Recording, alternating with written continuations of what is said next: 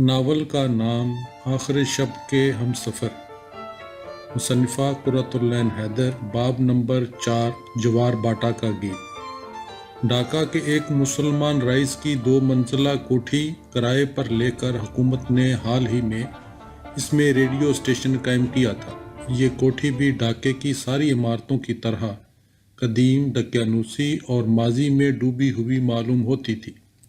جب دیپالی نے ریڈیو پر گانا شروع کیا، ڈاکٹر سرکار بڑی باقاعدگی سے اس کے ساتھ آتے تھے اور چھڑی کی موٹ پر ہاتھ دھرے برآمدے کی کرسی پر چپ چاپ بیٹھے رہتے تھے، لیکن 3-4 بار آنے کے بعد وہ اکتا گئے تھے۔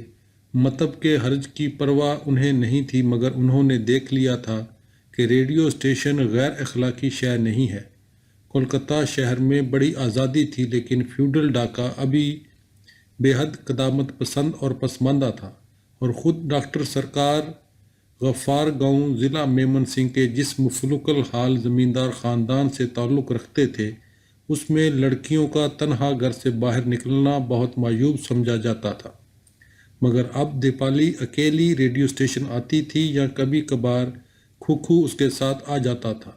وہ عباس الدین احمد کی شاگردی میں مشرقی بنگال اور بالخصوص میمن سنگھ کی لوک سنگیت کی ماہر ہوتی جا رہی تھی۔ اس کے نشریہ پروگرام بے حد مقبول ہو چکے تھے۔ 19 دسمبر کی شام وہ اپنا پروگرام ختم کر کے اسٹوڈیو سے نکل رہی تھی کہ برابر کے ایک دروازے پر ڈاکٹر سرکار کے پرانے دوست اور شانتی نکتن کے پروفیسر ماہر لسانیات سید مرتضیٰ حسین اس سے ٹکرا گئے۔ انہوں نے تیوری پر بل ڈال کر اور چھڑی اٹھا کے گویا ڈانٹتے ہوئے کہا، تمہارے بابا کیسے ہیں؟ ٹھیک ہیں کاکا۔ وہ تیزی سے پھر آگے بڑھی، لیکن سید مرتضیٰ حسین اس کے پیچھے لپکے۔ اور سنو لڑکی، تم نے ہمارے ہاں آنے کے متعلق کیا فیصلہ کیا؟ سید مرتضیٰ حسین نے چھڑی ہوا میں لہرائی۔ دیپالی نے غیر یقینی انداز میں سر ہلا دیا اور گیلری کے سرے پر آویزاں کلاگ پر نظر ڈالی۔ شام کے 7 بج رہے تھے۔ اب وہ دونوں صدر دروازے پر پہنچ چکے تھے۔ چاروں طرف ایک تارا اور اعزراج اٹھائے فنکاروں اور ریڈیو کے اراکین کی آمد و رفت جاری تھی۔ پروفیسر سید مرتضیٰ حسین، جو ہندوستان اور یورپ کی قدیم و جدید 20-25 زبانوں کے ماہر تھے، برآمدے میں پہنچ کر ٹھٹک گئے۔ بیوقوفوں کی طرح سر کیوں ہلا رہی ہو؟ انہوں نے درستی سے مطالبہ کیا۔ اندر عباس الدین احمد نے گانا شروع کر دیا تھا اور ان کی خوبصورت جان لیوا آواز پدما کی لہروں کی طرح سارے میں پھیلتی جا رہی تھی۔ پدما کے مانجھی کا گیت، جوار باٹا کا نغمہ، عباس الدین احمد کے امر سنگیت، بٹیالی۔ دیپالی نے برآمدے کے ایک در سے ٹک کر پل کی پل کے لیے آنکھیں بند کر لیں۔ تم خوش قسمت ہو دیپالی کہ تم کو عباس الدین احمد کی شاگردی میسر ہے۔ زندگی کا ہر لمحہ غنیمت جانو۔ دور پدما کی تاریک پرسکون لہروں پر سے بہتی سید مرتضیٰ حسین کی آواز اس کے کانوں میں آئی۔ اس نے چونک کر آنکھیں کھولیں۔ یہ میرا دیس، یہ پدما اور میگھنا اور برہم پتر، یہ سنگیت، یہ مہان کلاکار، یہ سب اسی طرح رہے گا۔ مجھے ڈرنے کی کیا ضرورت ہے؟ تاریک راتوں میں اہم سازشیں ہو رہی ہیں۔ پروفیسر مرتضیٰ حسین کو بھی شاید پوری طرح معلوم نہیں کہ ہم کیا کرنے والے ہیں۔ وہ خود اور ہم سب کہاں ہیں؟ اس کی ہمت دوبارہ اٹھ کر آئی اور اس نے ذرا بشاشت سے کہا، کاکا اب فرانچ میں ڈانٹیے تو، یا کیا بات ہے، اتنی جلدی میں کیوں ہو؟ پروفیسر نے دریافت کیا اور اسے بڑے غور سے دیکھا۔ کبھی ایسا موقع زندگی میں نہ آنے دینا کہ بعد میں پچھتاؤ کہ تم نے اپنے خواب کیوں نہ پورے ہونے دیے۔ انہوں نے باہر نظر ڈالی۔ وہ دیکھو، تم کو کوئی بلا رہا ہے شاید، جاؤ بھاگو۔ اتنا کہہ کر وہ چپاک سے برابر کے کمرے میں گھس گئے۔ دیپالی صورت سے برساتی میں اتری۔ پیغامبر نوجوان نیم تاریک لان پر مزے سے ٹہل رہا تھا۔ اسے دیکھ کر وہ سڑک پر آ گیا۔ وہ دونوں عمارت کے پھاٹک سے نکل کر باہر سڑک پر پہنچے۔ نوجوان نے کرتے کی جیب سے ایک لمبا موٹا لفافہ نکال کر اسے تھما دیا۔ ریحاندہ نے کہا ہے یہ خط دیپالی سرکار کے ذریعے کماری اوما رائے کو پہنچا دیا جائے، جلد از جلد۔ اوما رائے؟ دیپالی نے چپکے سے پوچھا۔ لیکن میں تو ان کو جانتی بھی نہیں۔ جان جاؤ گی، نوجوان نے مختصر سا جواب دیا۔ وہ سڑک پر کچھ دور نکل آئے۔ उमा दीदी बीमार पड़ी हैं, उनके DIG मामू उनके यहाँ मुकीम हैं, इस वजह से वो वुडलैंड पर पुलिस का पहरा है। उमा दीदी के बेडरूम तक दीपाली सिर्फ तुम्हारी रसाई हो सकती है। नौजवान ने फिर बात शुरू की। चलो तुमको सुरिंदर दा से मिलवाऊं, मेरी जगह ये अब तुम सब से राब्ता रखेंगे। मैं 22 साल जा रहा हूँ। वो दोनों तंग और नीम तारीख सड़क पर ज़रा और आगे बढ़े। एक दीवार के साए में एक और नौजवान उनका मुंतज़र था। हेलो दीपाली, उसने बेतकल्फ़ी से कहा। सुरिंदर दा, दीपाली ने हैरत से आंखें फैलाई। आप खुले खजाने घूम रहे हैं, क्या माफ़ी मांग ली? उसने गुस्से से पूछा। नौजवान हंस पड़ा। तुमने दीपाली मेरे मुतल्लक गलत अफवाह सुनी थी। मैं अभी ब्लैक लिस्ट पर नहीं हूँ। तुम वही क्लासिकल रेवोल्यूशनरीज के ज़माने की बात करती हो। अब तकनीक बदल चुकी है। मेरे क्लासिकल रेवोल्यूशनरीज थे, दीपाली ने उदासी से कहा। वो तीनों सर झुकाए तेज तेज चलते घोड़ा गाड़ी स्टैंड की तरफ बढ़ने लगे। वो सारियां तुम्हारी बिक गईं पूरे 550 में। सुरिंदर मुखर्जी ने सिगरेट सुलगाने के बाद दिया सलाई झटक कर एक तरफ फेंकते हुए कहा। अच्छा, दीपाली का दिल डूब गया। हाँ, सुरिंदर मुखर्जी ने बेपरवाही से जवाब दिया। जिन साहब के पास हम ये सारियां लेकर गए वो तो उनको देखकर बिल्कुल उछल पड़े। कहने लगे, भाई ये तो म्यूज़ियम पीस हैं, फ़ौरन कोलकाता म्यूज़ियम के लिए ख़रीदता हूँ। और मज़े की बात ये, सुरिंदर मुखर्जी ने सिगरेट की राख झटक कर बात जारी रखी, मज़े की बात ये कि कीमत जानती हो किसने अदा की? खुद डिस्ट्रिक्ट मजिस्ट्रेट ने, मिस्टर कैंटवेल ने। मिस्टर कैंटवेल ICS ने, सुरिंदर ने जवाब दिया। ओ माँ! ख़ानदानी यादगारों के बिकने का वक्ती गम भूल कर दीपाली खिलखिलाकर हंस पड़ी। रुपया रेहानदा को वक्त पर पहुंच गया, काम शुरू हो चुका है। सुरिंदर मुखर्जी ने बात ख़त्म की। वो पालकी गाड़ियों के अड्डे पर चौराहे के मध्यम लैंप के नीचे पहुंच चुके थे। सुरिंदर मुखर्जी यकलख्त छलावे की मानंद रात के कोहरे में नज़रों से ओझल हो गया। दीपाली सरकार जो उसकी तरह छलावों की आदी हो चुकी थी, सुकून से एक घोड़ा गाड़ी का दरवाज़ा खोलकर उसमें सवार हुई। पैगंबर नौजवान मुकाबल की सीट पर बैठ गया। मुसलमान कोचवान ने नहीफ़ो नज़ार घोड़े पर चाबुक लहराया। गाड़ी चरख चूं करती कच्ची सड़क के गड्ढों पर से गुजरती दीपाली के घर की सिमत रवाना हो गई। बाब नंबर 5, कुमारी उमा राय। दूर डाब के सुबक पेड़ों की लामतनाही कतार से मजीद नारंगी उफक पर बेहद सुर्ख सूरज बहुत आहिस्ता आहिस्ता इस तरह डूब रहा था गोया शाह बाग की सुनसान सायादार सड़क पर से गुजरती बंद गाड़ी में बैठी दीपाली सरकार के मसरूर चेहरे का अच्छी तरह नज़ारा करना चाहता हो, क्योंकि शायद ऐसा बेफिक्र चेहरा उसे दोबारा देखने को नहीं मिलेगा। साल, शीशम और नीम के पत्ते रमना की चौड़ी सड़कों पर नरम रवि से उड़ते फिर रहे थे।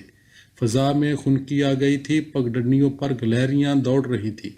फाटकों की सफ़ेद पुलियों पर बैठे इक्का दुक्का मुलाजम बीड़ियाँ पीने में मसरूफ़ थे। कुछ देर बाद उन सड़कों पर मदम मदम लैंप जलमला उठेंगे। मकान घास और दरख्तों और हवाओं और चांदनी रात की सिम्फी सुनते सुनते आराम से सो जाएंगे। घोड़े की टापें सड़क की कंकरीली सतह पर बड़ा पुरसकून सा शोर पैदा कर रही थी। अब्दुल कादर कोचवान सर झुकाए ना जाने इन बहुत सारी दुनियाओं में से कौन सी दुनिया में खोया हुआ था। उसकी दुनिया कौन सी थी? एक बादशाह का झोंपड़ा, या शहर की गलीज गली में एक तंग व तारीक मकान, या एक शिकस्ता शागिर्द पेशा 10 आदमियों का कुंबा और मुसलसल फ़िक्र माश और मुसलसल गमेज़ी सत। अब्दुल कादर कोचवान जो महकमे मर्दमशुमारी के लिए एक अदद और अहले सियासत के लिए एक वोट की हैसियत रखता था, अनदेखे तूफ़ानों में गिरा दीपाली सरकार को वुडलैंड्स लिए जा रहा था। मोड़ पर पहुंचकर जलमीलियों वाले बंद गाड़ी दूसरी सड़क पर इस तरह नमूदार हुई जैसे कहानी का नया बाब खुलता हो। चारों तरफ ज़िंदगी की कहानियों के बाब खिलते हैं और ख़त्म हो जाते हैं, और करदार सफ़हात में से निकलकर कब्रों में जा लेटते हैं, चिताओं में फूंक दिए जाते हैं। नया सफ़ा पलट कर कारी आगे बढ़ता है। अब दीपाली ने खिड़की की जलमली चढ़ाकर बाहर झांका। उसी रास्ते पर आगे जाकर अर्जमंद मंजिल थी जिसमें जहां आरा रहती थी, जहां आरा बेगम जो इस धुंधली दास्तान के आखिरी सफ़हात पर जिंदा थी। جس کے مصنفوں نے جہانگیر نگر آباد کیا تھا۔ اسی راستے پر اونچے اونچے مغرور درختوں کے پیچھے ڈی ایم کا بنگلہ تھا۔ اس بنگلے میں رہنے والا ولیم کینٹ ول اس داستان کا اہم کردار تھا جس کے مصنفوں نے جہانگیر نگر اجاڑا تھا۔ اسی راستے کے اختتام پر ووڈ لینڈز تھا۔ نئی داستان کے مصنفوں نے جہانگیر نگر کے فاتحین کے تعاون سے اپنے لیے کیسے کیسے ووڈ لینڈز تعمیر کیے تھے۔ دیپالی شاداں و فرحاں تھی کہ ایک نئے ڈرامے میں حصہ لے رہی تھی جس کے لیکھک ارجمند منزل اور ڈی ایمز ہاؤس اور ووڈ لینڈز کی بنیادیں ہلانے والے تھے۔ دیپالی کی آدرش وادی زندگی میں اس وقت بڑی مکمل تھی جس زندگی میں مہربان، سمجھدار، دردمند رفیق اور ساتھی موجود تھے۔ سب مل کر خطروں کا چیلنج قبول کر رہے تھے، آگے قدم بڑھا رہے تھے۔ اما دیوی سے ملنے کی خوشی میں وہ رات بھر سو نہ سکی تھی۔ اندیکھے ریحان داں نے ایک اہم پیغام رسانی اس کے سپرد کی تھی۔ ریحان داں جیسے بڑے نیتا اب گویا اپنے اندرونی حلقے میں شامل کر چکے تھے۔ خوشی کے مارے اس کا بس نہ چلا کہ پر لگا کر اما رائے کے پاس پہنچ جائے، لیکن ووڈ لینڈز کے پھاٹک پر کانسٹیبل کھڑا دیکھ کے وہ دک سے رہ گئی۔ بیگ مضبوطی سے تھام کر وہ جلدی سے نیچے اتری اور کانسٹیبل سے کہا، اما رائے کی پرانی شاگرد ہے۔ کانسٹیبل نے بے پرواہی سے سر ہلایا۔ غالباً دیپالی کو اتنا گھبرانے کی ضرورت نہ تھی۔ عبدالقادر کو کرایہ ادا کرنے کے بعد وہ چند لحظوں کے لیے پھاٹک پر ٹھٹکی اور گاڑی کو واپس جاتے دیکھتی رہی۔ دفعتاً اسے محسوس ہوا جیسے وہ اس اجنبی جگہ پر غیر محفوظ اور تنہا رہ گئی ہے۔ عبدالقادر کوچوان حکام اور عمرہ کی اس انجانی دنیا میں اسے اکیلا چھوڑ کر سر جھکائے جٹ پٹے کے نیم تاریکی میں ٹک ٹک کرتا دور چلا جا رہا تھا۔ وہ پلٹ کر باغ کی سرخ سڑک پر آئی تو سامنے گھاس پر پولیس کا وردی پوش اعلیٰ افسر ہندوستانی اور ایک وردی پوش اعلیٰ افسر انگریز باتوں میں منہمکم گھاس پر ٹہلتے نظر آئے۔ تیز تیز چلتی برساتی میں پہنچی تو سیز اس پر بھونکا۔ اس نے سراسیمگی سے اما کا ہلکا سا نعرہ لگایا تو ایک عالی شان چپڑاسی اس کی سمت لبکا۔ اس نے اپنے لفاظ دہرائے، اما دیوی کی پرانی شاگرد دیپالی اس سے ملنے کے لیے آئی ہے۔ چپراسی اندر گیا اور چند منٹ بعد سفید چپکن اور سبز پٹی والا بیرا باہر آیا اور منہ سے کچھ بولے بغیر سر کی جنبش سے اس نے دیپالی کو اندر آنے کا اشارہ کیا۔ وہ ذرا جھجکتے ہوئے طویل گیلری میں داخل ہوئی جس کی دیواروں پر دو رویا 12 سنگوں کے سر اپنی کانچ کی آنکھوں سے ہر آنے جانے والے کو گور رہے تھے۔ سیاہ اور سفید ٹائلوں کے فرش پر سے گزرتے ہوئے دیپالی کو یاد آیا بیرسٹر رائے کے متعلق مشہور تھا کہ ان کے موکل اشرفیوں سے بری تھیلیاں لا لا کر ان کے قدموں میں ڈال دیتے ہیں اور ان کی بیوی مسز ارچنا رائے اپنی سینڈلز میں ہیرے جڑواتی ہیں۔ دیپالی سوچنے لگی، اتنی دولت مند اما دیوی تحریک کی مالی مدد کیوں نہیں کرتی؟ جب ضرورت پڑتی ہے تو ہم جیسے غریب کارکنوں کو اپنے گھر میں سیند لگانا پڑتی ہے۔ اکشے دا ٹیوشن کرتے ہیں، ستندر مزدور ہے، محمود الحق پریس میں پروف ریڈر ہے اور دن رات اپنی کمزور آنکھیں پھوڑتا ہے۔ اس طرح جو کچھ بن پڑتا ہے یہ سب لا کر تحریک کی جولی میں ڈال دیتے ہیں۔ اما رائے ایک محل میں رانیوں کی طرح رہتی ہیں اور ریحان داں کسی پرسرار دیوتا کی طرح کہیں چھپے بیٹھے ہیں، اور اوپر سے ریحان داں کی طرف سے جو حکم ملتا ہے ہم سب اسے بجا لانے کے لیے مستعد ہیں۔ اب وہ بیرے کے پیچھے پیچھے ایک ہال میں داخل ہوئی جس کے وسط میں سنگ مرمر کی گول میز پر کسی یونانی دیہی کا مرمری مجسمہ استدا تھا۔ فرش پر شیر کی کھالیں اور بخارا کے قالین بچھے تھے۔ دیواروں کے برابر لہیم شہیم صوفے رکھے تھے۔ دیپالی نے ایسی شان و شوکت پہلے کبھی نہ دیکھی تھی۔ ارجمند منزل میں بھی نہیں۔ ارجمند منزل بھی بڑی عالی شان کوٹھی تھی مگر وہاں کی ہر چیز بوسیدہ اور مضمحل سی معلوم ہوتی تھی۔ اما دیوی سے ملاقات کی خوشی نے اسے راستے میں جس قدر مضطرب کیا تھا اس پر کیف اور جگمگاتے ماحول کو دیکھ کر وہ یک لخت اتنی ہی دل گرفتہ ہو گئی۔ کریم خان بیرے نے اسے ہاتھ سے اشارہ کیا تھا کہ یہیں ٹھہر جائے۔ بہرہ ملاقاتیوں کی اوقات پہچان کر بات کرتا تھا اور ہما شما کو اشاروں ہی پر ٹرخا دیتا تھا۔ وہ ایک دروازے کا عنابی پردہ اٹھا کر اندر چلا گیا۔ دیپالی ایک کرسی کے کنارے پر ٹک گئی اور حال کی آرائش کو غور سے دیکھنے لگی۔ انسانوں کی زندگیوں میں اتنا شدید تفاوت بھی ممکن ہے۔ اسے عبد القادر کوچوان کا شکستہ قبر ایسا مکان یاد آیا جو چندر کنج کے کھنڈر ایسے شگرد پیشے میں ٹاٹ اور ٹین کے ٹکڑوں اور بادشاہ کی بسیدہ چٹائیوں کی مدد سے رہنے کے قابل بنائے گئے تھے۔ اس نے اپنا اجاڑ چندر گنج کا تصور کیا جس کے خالی مطب میں بابا ان مریضوں کے انتظار میں صبر سے بیٹھے ہوں گے جو کبھی کبھار اس طرف آ نکلتے تھے۔ ڈھاکہ شہر کے ہزاروں لاکھوں نیم تاریک مفلس مکان اور جھونپڑے جن میں لالٹین اور مٹی کے دیے ٹمٹما رہے تھے، دور غفار گاؤں میں اس کا آبائی مکان جو تقریباً ڈھہ چکا تھا۔ ایسا افلاس، ایسی ویرانی اس ملک پر، اس ہندوستان پر طاری ہے، مگر وہ دفعتاً ایک نئے جوش اور خود اعتمادی کے ساتھ اٹھ کھڑی ہوئی۔ انقلاب آنے والا ہے، اس انقلاب کے لانے والے ہم خود ہیں اور ہم کامران ہوں گے۔ اس انقلاب ہی کی عظمت ہے جس کی وجہ سے ووڈ لینڈز کے مالک کی بیٹی دھارے میں شامل ہو چکی ہے۔ جواہر لال نہرو بھی تو آنند بون میں پروان چڑھے تھے۔ بیرے نے باہر آ کر پہلی بار اس سے بات کی۔ مس صاحب پلنگ میں تھیں اور آپ اندر جائیے۔ کس طرف؟ اس نے دریافت کیا۔ مس صاحب مارننگ روم میں ہیں، ادھر۔ دیپالی کی سمجھ میں نہ آیا، شام کے وقت اگر مارننگ روم میں ہیں تو اسے ایوننگ روم کیوں نہ کہنا چاہیے؟ خیر بہرحال بیرے نے باری عنابی پردہ ہٹایا، وہ اندر گئی، پردہ اس کے پیچھے برابر ہو گیا۔ اب وہ اس بڑے کمرے میں کھڑی تھی جس کے فرانسیسی دریچے کے نزدیک ایک کوچ پر کماری اما رائے شال اوڑھے، آنکھیں بند کیے، کشنوں کے سہارے نیم دراز تھیں۔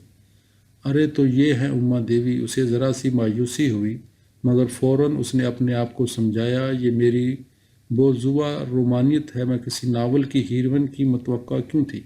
اما دیوی ایک فالتو رومانی ہیروئن کی بجائے نئے ہندوستان کی نئی عورت ہیں۔ ہمیں اپنے نیتاؤں کو خواہ مخواہ گلیمرائز نہیں کرنا چاہیے۔ آہٹ سن کر اما دیوی نے آنکھیں کھولیں اور نظر اٹھا کر سامنے دیکھا۔ بڑے بڑے دریچوں والے کمرے میں شفق کی سہانی روشنی پھیل گئی تھی۔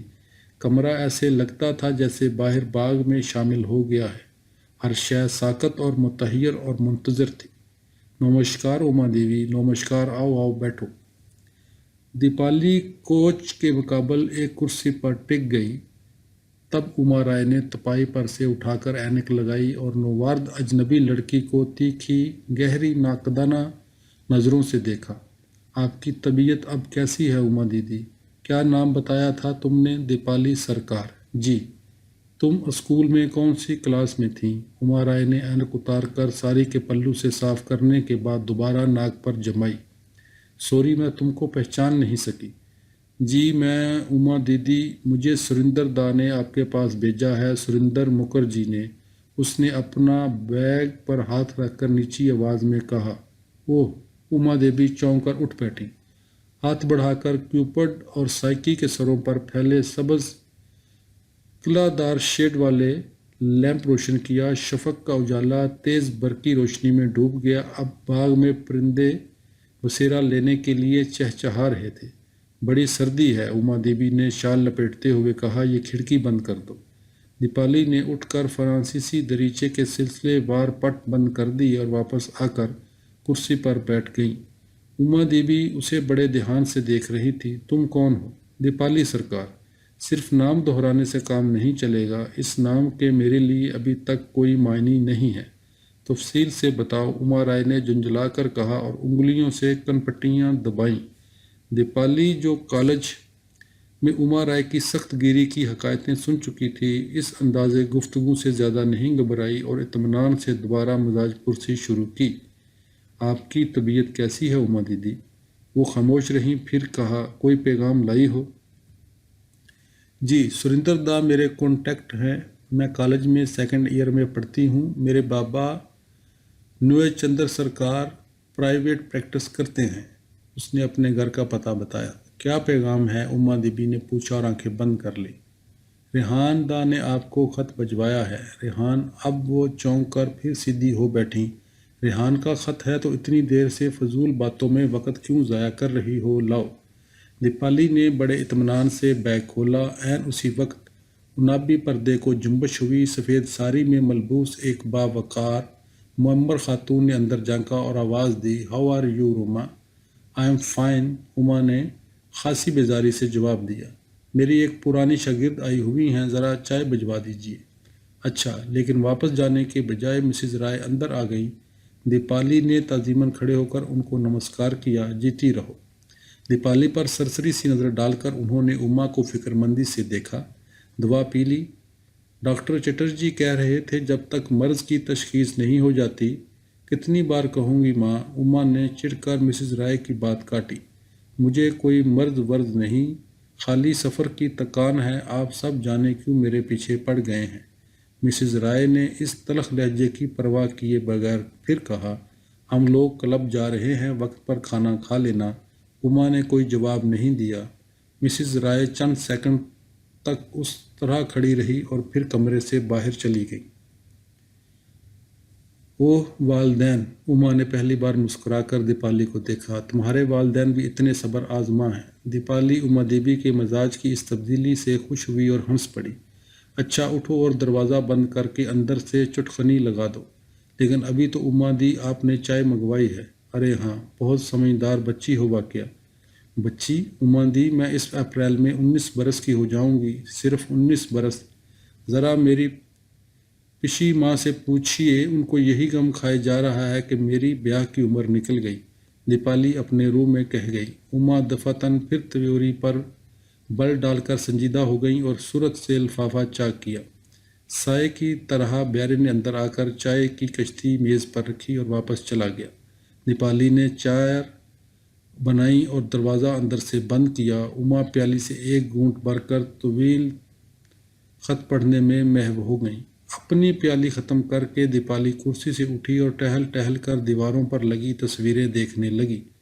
لارڈ بائرن، جن کے عقب میں طوفانی سمندر تھا اور ملاح ان کی کشتی کنارے سے باندھ رہا تھا، اور وہ فاتح قلوب اپنی مغرور اور توانا مسکراہٹ کے ساتھ گویا اپنے قدموں پر جھکی ہوئی دنیا کا نظارہ کرنے میں مصروف تھا۔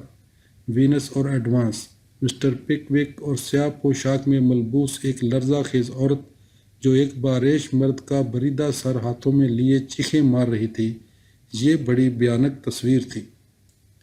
دیپالی چند لحظوں تک اس تصویر کو دیکھتے رہنے کے بعد ذرا خوفزدہ سی ہو کر اپنی کرسی پر واپس آ بیٹھی۔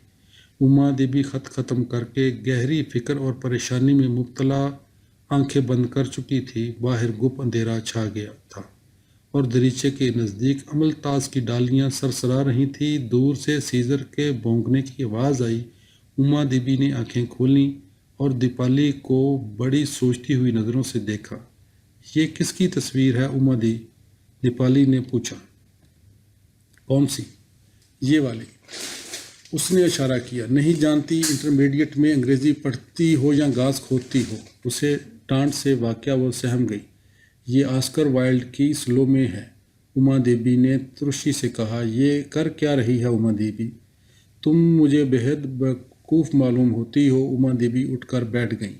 یا بیوقوف ہو یا بن رہی ہو، مجھے اترانے والی چبلی لڑکیاں بہت ہی بری معلوم ہوتی ہیں۔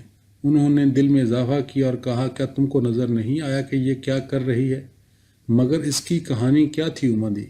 مجھے یاد نہیں، مجھے مذہبی اساطیر سے متعلق دلچسپی نہیں ہے۔ وہ کوچ سے اٹھ کھڑی ہوئیں۔ تم مجھ سے ڈیکیڈنٹ تصاویر پر گفتگو کرنے آئی ہو یا کچھ کام کرنا ہے؟ جی اما دی۔ دیپالی پھر ہنس دی۔ یہ لڑکی خوبصورت ہے اور بیوقوف ہے، اس لیے خطرناک ثابت ہو سکتی ہے۔ اما دیوی نے خط کو چوہرا کر کے مٹھی میں بھینچا۔ مگر حصول مقصد کے لیے رسک لینا ناگزیر ہے۔ انہوں نے ایک گہری سانس لی اور سر ونڈو سیٹ پر جا بیٹھی۔ ادھر آؤ اور غور سے جو کچھ میں کہنے والی ہوں سنو، انہوں نے درستی سے کہا۔ یکا یک دیپالی کو اسی کیفیت نے آند پہنچا جو اس پر حال میں طاری ہوئی تھی۔ یہ میری استانی کبھی نہیں رہی، عمر میں بہت بڑی البتہ ہیں، مگر مجھ پر اس طرح حکم کیوں چلا رہی ہیں؟ اس لیے کہ رئیس زادی ہیں۔ اس نے بڑی بے خوفی سے جواب دیا، جی ہاں اما دی، اگر پہلے میں آپ سے ایک بات پوچھنا چاہتی ہوں، کہو۔ آپ اتنی بے تحاشا دولت مند ہیں، چپکے چپکے تحریک کی مالی مدد کیوں نہیں کرتی؟ بیوقوف ہے، اسی لیے نڈر اور منہ پھٹ بھی ہے، اما نے دل میں سوچا، پھر گہری سانس لے کر اسے جواب دیا، دیپالی یہاں آن کر بیٹھو، ایک ایک منٹ بہت قیمتی ہے، یہ لوگ ابھی تک میرے سماجی پس منظر کو معاف نہیں کر سکے۔ انہوں نے دل میں کہا، تمہارے سوال کا سیدھا سا جواب دیپالی یہ ہے کہ میں 3 برس سے لندن میں تھی اور چند روز قبل ڈاکے واپس پہنچی ہوں اور آتے ہی بیمار پڑ گئی۔ ساتھیوں سے میرا پہلا رابطہ اس وقت تمہارے ذریعے قائم ہوا ہے اور ایک انتہائی اہم کام کے سلسلے میں، چنانچہ غور سے سنو۔ اوہ، دیپالی نے بے حد نادم ہو کر کہا، آئی ایم سوری اما دیدی۔ وہ شرم سے پانی پانی ہوتی ونڈو سیٹ پر جا بیٹھی۔ اب میں چند سوال تم سے کرتی ہوں، سوچ سمجھ کر جواب دینا، کیونکہ ایک بڑی خطرناک مہم ہمارے سامنے ہے جس میں برسوں کی جیل کے علاوہ جانیں بھی جا سکتی ہیں۔ پھر وہ چند لہجوں کے لیے چپ ہو کر پیشانی پر انگلیاں پھیرتی رہی۔ بتائیے اما دی۔ بہت جلد اس علاقے میں کمیونسٹوں کی عام گرفتاری شروع ہونے والی ہے۔ گرفتاریوں کے متعلق دوسرے خفیہ احکام کی خبر لگانے کے لیے ریحان الدین احمد نے لکھا ہے کہ دیپالی سرکار کی مدد لی جائے۔ میری مدد؟ دیپالی ہکا بکا رہ گئی، مگر ریحان دا تو مجھے جانتے بھی نہیں، شاید میرے نام سے بھی واقف نہیں ہوں گے وہ، اور میں کیا کر سکتی ہوں بھلا؟ اما، تم یہ سارا کام کس طرح کرو گی؟ اس کی تفصیل ریحان نے مجھے لکھ بھیجی ہے۔ اما نے لفافے پر ہاتھ رکھ دیا۔ پہلے یہ بتاؤ، انگریزی بولنی آتی ہے؟ جی ہاں۔ انگریز جب آپس میں تیز تیز بولیں تو سمجھ لو گی؟ جی ہاں، مس جنگس اور مس ہیڈلے ہم کو انگریزی پڑھاتی ہیں، اسی لیے عادت ہو گئی ہے۔ گڈ، ہمت ہے؟ جی ہاں، کافی ہمت ہے۔ ابھی تم یہاں آئی تو تم کو کس کس نے دیکھا تھا بیرے اور میری والدہ کے علاوہ؟ ایک کانسٹیبل اور ایک چپراسی نے۔ میرے ماما کو پہچان سکتی ہو؟ شاید وہی باہر ٹہل رہے تھے ایک انگریز کے ساتھ۔ ہاں، اسپیشل آرمڈ کانسٹیبلری والا کرسٹوفر ہیگ بھی ان سے ملنے آیا ہوا ہے۔ لو یہ خط پڑھو، بہت غور سے پڑھنا۔ دیپالی نے اما کے ہاتھ سے خط لیا اور پڑھنے میں مصروف ہو گئی۔ اما دیوی دریچے سے باہر دیکھنے لگیں۔ باغ پر جاڑوں کی دھند چھا چکی تھی۔ دیپالی نے خط ونڈو سیٹ پر رکھ دیا اور چپکی بیٹھی رہی۔ اما نے مڑ کر اس پر نظر ڈالی۔ مجھے خود تعجب ہے کہ ایک ناتجربہ کار اور کم سن لڑکی پر اتنی بڑی ذمہ داری ریحان نے کس طرح ڈال دی۔ ریحان کے اس خط سے ظاہر ہے کہ وہ تم کو اچھی طرح جانتا ہے اور اسے یقین ہے کہ صرف تم ہی یہ کام بآسانی کر سکتی ہو۔ مگر اما دی، ریحان دا مجھے بالکل نہیں جانتے، میں نے تو آج تک ان کی شکل کیا تصویر بھی نہیں دیکھی۔ تم کو مجھ سے جھوٹ بولنے کی قطعاً ضرورت نہیں ہے اما دی، میں بالکل سچ کہہ رہی ہوں۔ ریحان دا کو ضرور کوئی غلط فہمی ہوئی ہے۔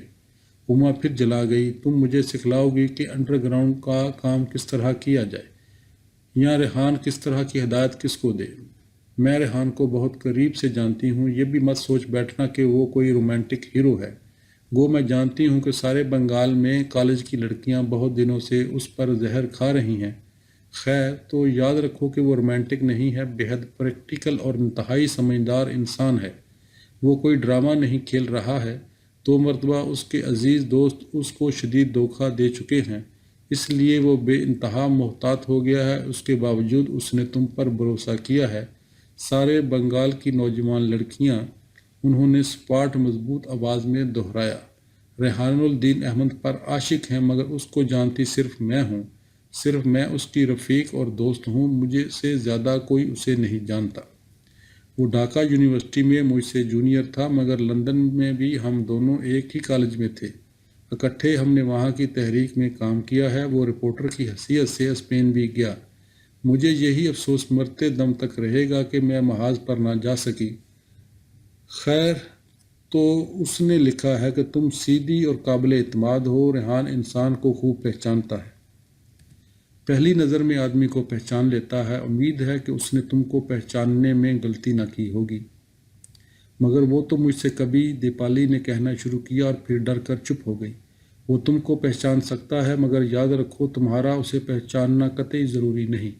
اما دیوی نے بات ختم کی۔ کمرے کے ریشمی پردے آبشاروں کی طرح سرسرانے لگے۔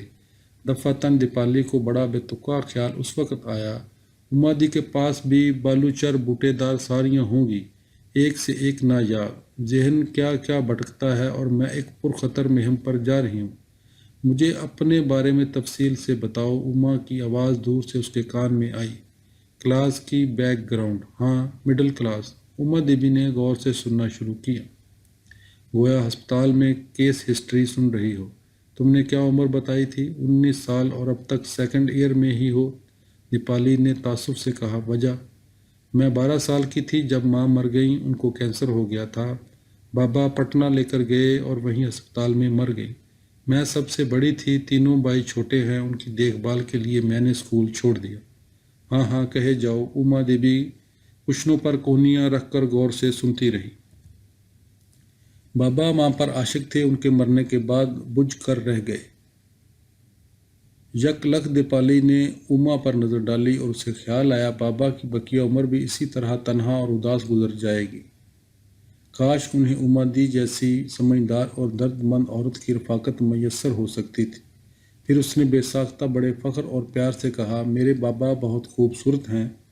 दुखों ने उन्हें वक्त से पहले बूढ़ा कर दिया है, मगर अब भी बहुत अच्छे लगते हैं। और मेरे काका तो बाबा से भी ज़्यादा। फिर उसकी आवाज़ रुंध गई। इतनी जज्बातियत से काम नहीं चलेगा दीपाली सरकार, उमा राय ने दृष्टि से कहा। तुम्हारे काका को क्या हुआ? फांसी, दीपाली ने मजबूती से जवाब दिया। ओह, I am sorry, Uma Devi ने आहिस्ता से कहा। क्या नाम था तुम्हारे चचा का? दिनेश चंद्र सरकार। गुड गॉड, उमा देवी संभल कर बैठ गई। तुम दिनेश चंद्र सरकार की भतीजी हो?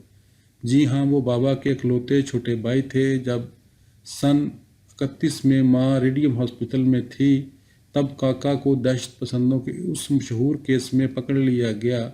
बाबा ने पटने से गफ्फार गांव जाकर सारी आबाई खेती बाड़ी बेच खोज पटने का एक बड़ा बैरिस्टर खड़ा किया। उसे याद आया, बाबा कहते थे कि वो श्री परितोष कुमार राय को खड़ा करने चाहते थे, मगर उनकी फीस ज़्यादा थी। मुकदमा चलता रहा, मगर वो बैरिस्टर काका को बचा ना सका और उनको फांसी हो गई। जिस साल माँ मरी हैं, उसके 6 महीने बाद ही काका को फांसी हो गई। तुमको याद है? खूब अच्छी तरह याद है, 6 साल पहले की तो बात है। दीपाली की आंखों में आंसू उमड़ आए। कमरे का क्लॉक टिक टिक करता रहा। चंद लम्हों बाद दीपाली ने कहा, उम्मा दी, बाज़ दफ़ा सुबह मुँह अंधेरे मेरी आंख खुल जाती है, जब अभी पूरी तरह उजाला नहीं फैलता, और पलंग पर पड़े पड़े खिड़की से बाहर अंधेरे में आसमान को देखकर सोचती रहती हूँ। बिल्कुल ऐसे ही वक्त में पोप फुटने के करीब काका इनकलाब और हिंदुस्तान की आज़ादी के नारे लगाते तख्ते पर चढ़ गए थे, और मैं खूब रोती हूँ और सोचती हूँ काका और उनके हज़ारों साथियों का खून रायगा ना होने दूंगी। वो खामोश हो गई। स्विस कॉटेज की शक्ल का क्लॉक टिक टिक करता रहा। अब रात के 9:45 बज रहे थे। दीपाली ने वक्त पर नज़र डाली और जल्दी जल्दी कहना शुरू किया। काका की शहादत के बाद बाबा का दिल दुनिया से बिल्कुल उचाट हो गया। अगर हम बच्चों का बखेड़ा ना होता तो वो शायद संन्यास ले लेते, मगर वो मजहबी भी नहीं हैं। वो कांग्रेस में शामिल थे और जेल भी काट चुके थे, मगर लाडले बाई की मौत के बाद से उनको एक अजीब तरह का रिएक्शन हो गया। सियासत से नफरत हो गई तकरीबन। अब वो दिन भर चुपचाप कमरे में बैठे रहते हैं, गरीबों का मुफ्त इलाज करते फिरते हैं। प्रैक्टिस चलती नहीं, बस इतना कमा लेते हैं कि घर चल जाए। तुम अभी खेती बाड़ी की क्या बात कर रही थी? गफ्फार गांव के नज़दीक हमारे यहाँ मुग़लों की दी हुई ज़मींदारी थी, वो बाबा के पुरखों ने नाच गाने और शराब पीने में उड़ा दी। इस गुस्से में के 9 दौलतीय बनियों के आगे नहीं झुकेंगे। फ्यूडल डेकेडनेस जो 19वीं सदी के बरतानवी बोझो निज़ाम से टकरा कर हार गया, उमा राय ने सर हिलाकर कहा। दीपाली ने ज़रा आंखें फैलाकर उन्हें देखा। अब तुम्हारे कुंबे में कौन कौन बाकी है? थोड़े से रिश्तेदार हैं, वो गफ्फार गांव में छोटी मोटी सरकारी मुलाजमतें करते हैं। बाबा के एक चचाजाद भाई हैं, वो भी डॉक्टर हैं। चंद साल हुए ट्रिनिटाडा हिजरत कर गए, वहाँ हज़ारों कमा रहे हैं, बस और कोई नहीं। ठाकरियाल का पिछले साल इंतकाल हो गया। میری ماں کا میکہ سراج گنج میں ہے، وہ بھی ملازمت پیشہ لوگ ہیں، اور کیا بتاؤں۔ ہاں، یہ چندر کنج ہماری کوٹھی کنبے کی خوشحالی کے زمانے میں ٹھاکردہ نے بنوائی تھی۔ ٹھاکردہ کی زندگی میں ہی بابا اور کاکا قومی تحریک میں شامل ہو کر جیل یاترا کے لیے چلے گئے تھے۔ اس زمانے میں ہمارے یہاں ایسی غربت چھائی کہ بعض دفعہ رات کو مٹی کا تیل خریدنے کے پیسے بھی نہیں ہوتے تھے۔ صرف اسی امید نے ہم سب کو زندہ رکھا کہ انگریز سے چھٹکارا ملنے کے بعد دیس کے ان سارے اندھیرے گھروں میں اجالا ہو جائے گا۔ ایسا ضرور ہوگا دیپالی، ایسا ضرور ہوگا، اما رائے نے آہستہ سے کہا۔ تم مایوسی کا شکار کبھی نہ ہونا۔ میں مایوس بالکل نہیں ہوں اما دی، دیپالی نے دفعتاً ہنس کر کہا۔ تم نے دوبارہ پڑھائی کیسے شروع کی؟ بابا کی ایک ہی سگی بہن ہے، عمر میں ان سے بہت بڑی، 4 سال ہوئے وہ بیوہ ہو گئیں۔ ان کے شوہر فرید پور میں وکالت کرتے تھے۔ ان کے انتقال کے بعد پشی ماں ہمارے یہاں آ گئی۔ وہ لاولد ہیں، انہوں نے آ کر گھر سنبھال لیا تو میں نے ہائی اسکول پاس کیا اور کالج میں داخل ہو گئی۔ ساتھ ہی عباس الدین احمد کے ہاں جا کر سنگیت بھی سیکھتی رہی۔ میں بابا کی مدد کے لیے ڈاکٹری پڑھنا چاہتی تھی، لیکن بابا جانتے ہیں کہ ڈاکٹری کی تعلیم میں میرا جی بالکل نہیں لگے گا، اس لیے انہوں نے سائنس نہیں لینے دیا۔ اب اس جولائی میں وہ مجھے شانتی نکیتن بھیج رہے ہیں۔ ان کے دوست پروفیسر مرتضیٰ حسین کا بھی سخت اصرار ہے کہ میں شانتی نکیتن چلی جاؤں۔ دیپالی نے پھر کلاک پر نظر ڈالی۔ تحریک میں کس طرح شامل ہوئیں اور اما رائے کے سوالات ابھی ختم نہیں ہوئے تھے۔ دیپالی پھر کھلکھلا کر ہنس پڑی۔ پھر وہ اسکول گرل گگلز، اما رائے نے غصے سے کہا۔ دیپالی نے گلے پر ہاتھ رکھ کر ہنسی روکی۔ اس کا قصہ بہت دلچسپ ہے اما دی۔ ایک روز شام کے وقت دفعتاً اما رائے نے اس کی بات کاٹی۔ تمہیں معلوم ہے کہ تمہارے کاکا اگر زندہ رہ جاتے تو ہندوستان کے بہت بڑے مورخ بنتے۔ جی ہاں، میں نے ان کی کتاب کئی بار پڑھی ہے مگر سمجھ میں نہیں آتی۔ بابا کہتے ہیں ابھی میرے سمجھنے کے لیے وہ موضوع ہی بہت ٹھوس ہے۔ بنگال کی اقتصادی تاریخ۔ تم تحریک میں کس طرح شامل ہو گئیں؟ اما دیوی نے سوال دہرایا۔ پچھلے سال میں ایک روز شام کو برآمدے میں اکتائی ہوئی کھڑی اپنے بھائیوں کا انتظار کر رہی تھی جو رات کے کھانے سے ذرا قبل فٹ بال کھیل کر لوٹتے ہیں۔ پشنی ماں رسوئی میں تھی اور بابا مکتب بند کر کے نہانے کے لیے غسل خانے میں جا چکے تھے۔ اتنے میں برآمدے میں سے کیا دیکھتی ہوں، ایک مسلمان فقیر پھاٹک پر کھڑا ہے، ایک تارا لیے۔ مجھے اپنی طرف متوجہ کرنے کے لیے اس نے جن سے ایک تارا چھیڑا اور بڑی دل دوز آواز میں بادل گانا شروع کر دیا۔ پشی ماں فقیروں اور سنیاسیوں کو بڑی عقیدت سے دیتی دلاتی رہتی ہیں، اس لیے میں نے اسے آواز دی کہ پچھواڑے آنگن کی ڈیوٹی پر چلا جائے، مگر میری بات سن کر وہ جھپک سے برآمدے میں آ گیا اور کہنے لگا، ڈاکٹر سرکار سے ملنا چاہتا ہے۔ میں ابھی کوئی جواب نہ دینے پائی تھی کہ اس کی نظر اندر بیٹھک خانے میں لگی کاکا کی بڑی تصویر پر پڑ گئی اور اس نے جلدی سے کہا، اسے اس تصویر کی مدتوں سے تلاش تھی، اور میری گھبراہٹ اور احتجاج کی متعلق پرواہ کیے بغیر جٹ سے کمرے میں گھس گیا اور دیوار کے پاس جا کر بڑی محویت سے پورٹریٹ کو دیکھنے لگا۔ میں ہڑبڑا کر اندر گئی تو اس نے پوچھا، اس تصویر کی ایک کاپی مل سکتی ہے؟ اور پھر اطمینان سے کرسی پر بیٹھ گیا، اپنے جولے میں سے کچھ کاغذ نکالے اور چاروں طرف دیکھ کر بولا، تم کون ہو؟ دنیش بابو کی لڑکی ہو؟ میں ان کی بھتیجی ہوں، ان کی شادی نہیں ہوئی تھی، میں نے کہا۔ تو کہنے لگا، اچھا اپنے بابا کو بلاؤ۔ میری کچھ سمجھ میں نہیں آ رہا تھا، میں ایک دم بہت ڈر گئی اور پچھلے برآمدے میں جا کر بابا کو آواز دی، بابا جلدی آئیے، ایک عجیب سا فقیر آ کر بیٹھک خانے میں بیٹھ گیا ہے، جلدی آئیے۔ بابا تولیہ کندھے پر ڈالے جلدی سے باہر نکلے اور کمرے میں گئے تو وہ فقیر فوراً کھڑا ہو گیا اور چپکے چپکے ان سے باتیں کرنے لگا۔ بابا اسے دیکھتے رہے، پھر اداسی سے مسکرا دیے۔ میں دروازے میں سے اندر جھانک رہی تھی، انہوں نے مجھے آواز دی کہ چائے بناؤ۔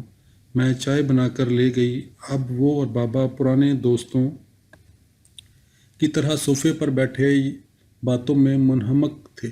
جب میں نے اس سے پوچھا کہ وہ کون ہے تو اس نے اپنا نام نور الرحمن میاں بتایا اور کہنے لگا، 22 سال میں اس کا تقیہ ہے۔ جب میں اس کا مطلب نہ سمجھی تو ہنس پڑی اور کہنے لگا، وہ ایک بنگالی ویکلی کا ایڈیٹر ہے اور کاکا کے متعلق ایک خاص نمبر نکال رہا ہے اور اس سلسلے میں معلومات حاصل کرنے آیا ہے۔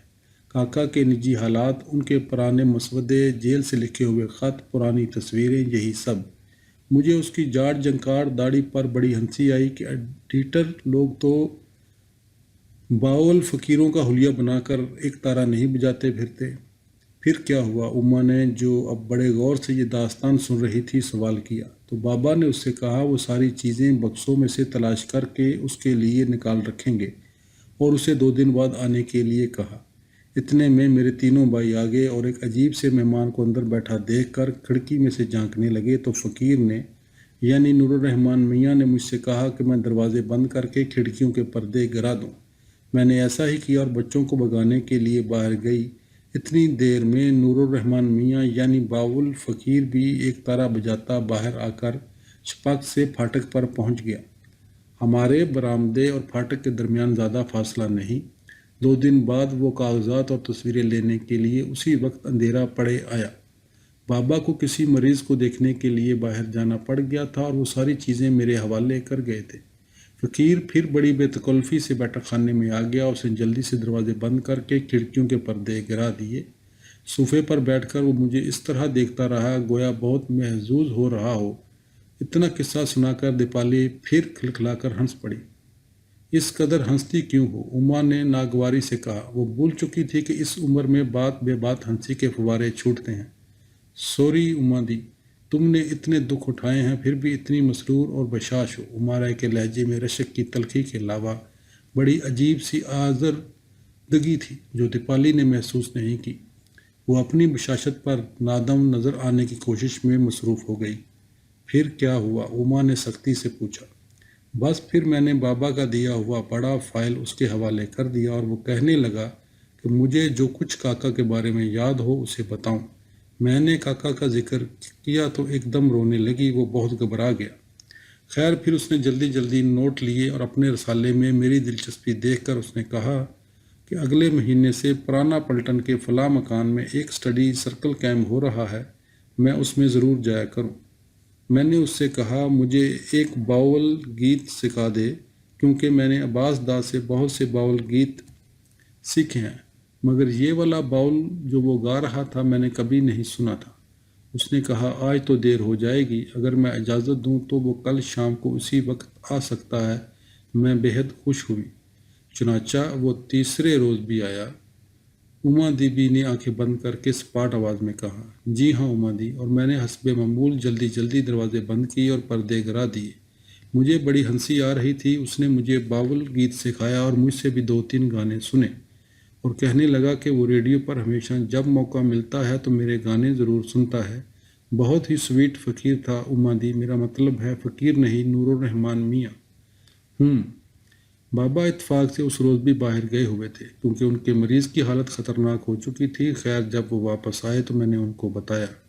وہ اچانک ایک دم اداس ہو گئے اور کہنے لگے، دیپالی، اپنے عزیز و عزیز جان بھائی کا بلیدان دے چکا ہوں، اب تم تو اس خطرناک راستے پر نہیں چلو گی۔ میں نے دل میں کہا، ماں مجھے معاف کر دینا، میں بابا سے جھوٹ بول رہی ہوں، اور میں نے بڑی صفائی سے جواب دیا کہ میں اس راستے پر ہرگز نہیں چلوں گی۔ وہ مطمئن ہو گئے۔ اس کے بعد نور الرحمن میاں ایک مرتبہ اور آئے تھے رات کے وقت، یہ بتانے کے لیے کہ وہ کہیں اور جا رہے ہیں۔ انہوں نے جاتے جاتے مجھے ایک مرشدی گان اور ایک دریا پتی کا گیت بھی سکھا دیا جو میتھلی میں ہے۔ دیدی، میں اگلے مہینے بابا کے ساتھ کولکتے جاؤں گی اپنے گانے ریکارڈ کرانے۔